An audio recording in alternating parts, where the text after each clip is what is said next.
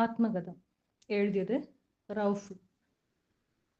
വെള്ള പുതച്ചു കിടക്കുന്നു മഞ്ചലിൽ ചെറു പുഞ്ചിരി മായാത്ത മുഖവുമായി എന്നാത്മമിത്രം.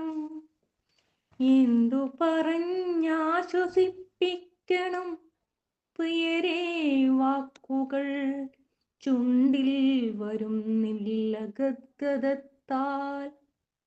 ഇന്നലെ വരെ പരിഭവം പറഞ്ഞു നടന്നവൻ ഇന്നല്ലെങ്കിൽ നാളെ പിരിയേണ്ടവർ തന്നെയാണെന്നാലും കളിച്ചിരി പറയുമ്പോൾ ഭയമേതുമില്ലാതെ നീ ചൊല്ലാറുണ്ടെങ്കിലും ഇന്നത്തെ നിന്റെ ആ പുഞ്ചിരി എൻ്റെ ഹൃദയത്തെ വല്ലാതെ നോവിച്ചിടുന്നു.